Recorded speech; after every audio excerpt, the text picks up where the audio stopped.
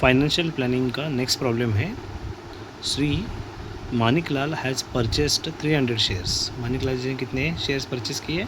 खरीदे 300 shares of FE face value ₹100। 100 rupees के 100 rupees वाले 300 शेयर जिसकी फेस वैल्यू 100 थी एंड MV ऑफ ₹120 और उसका मार्केट वैल्यू कितना था? ₹120।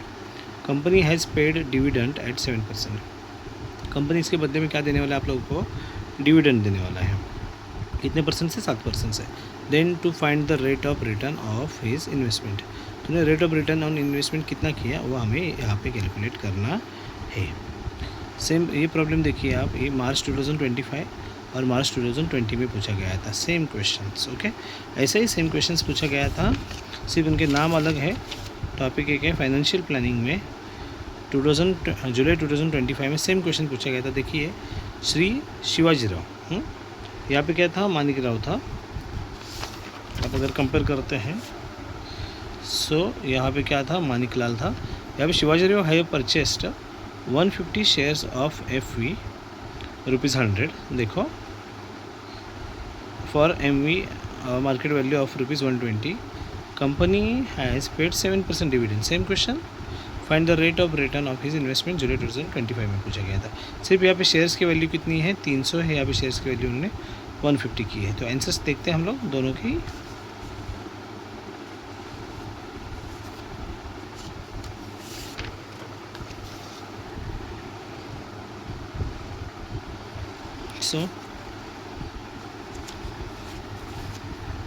ये एक्टिविटी बेस्ड क्वेश्चन था।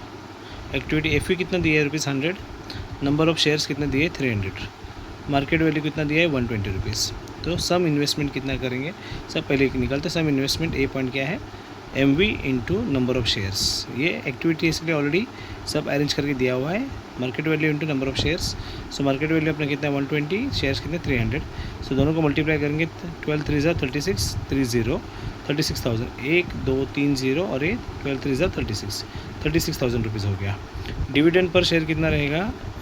डिविडेंड किस पे निकाला जाता है? फेस वैल्यू पे निकाला जाता है। Face value into rate of dividend. तो 100 फेस वैल्यू 100 है इंटू डिविडेंड कितना? 7% है, तो 7/100। तो 100 गेट कैंसल, बचा कितना? ₹7। नेक्स्ट है the total dividend received. Total कितना हो जाएगा? 300 शेयर्स है हमारे इंटू 7 रुपीज़ के हिसाब से ₹2100। So rate of third point उन्होंने पूछा गया था हमें, रेट ऑफ रिटर्न बताइए। तो रेट ऑफ रिटर्न क्या होगा? डिविडेंड इनकम कितना है? डिविडेंड इनकम हमारा 2100 divide by sum investment. Sum investment हमने पॉइंट नंबर 1 में निकाला है 36,000। So 2100 divide by 36,000 into 100। हाँ, रेट ऑफ रिटर्न निकालना है। तो 1 2 1 2 ये 1 और ये 1 0 निकल गया। तो 210 डिवाइड बाई 360। तो उसका डिवीजन यहाँ पे किया है 210 डिवाइड बाई 360। पहले हम क्या किए? 3 से डिवाइड करते हैं। 3 1 3 2 12 और 12 2 और 3 7 3 0 70 आ गया। सो यहाँ पे बच गया 12, यहाँ पे बच गया 70। फिर 2 से डिवाइड किया, 2 6 12, 2 3 5, 1 2 5 10।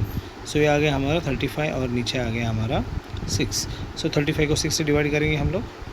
सो 35 6 6 के टेबल में 35 नहीं आता, तो 6 5 30 से डिवाइड करते हैं तो 5 बच जाएगा। यहाँ पे आ गया डेसिमल, 5 6 से छोटा है तो डिविजिबल नहीं है। यहाँ पे आ गया 0। तो 6 के टेबल में 50 आता है क्या? नहीं। 6 8 48 आता है, तो 48 किया हमने।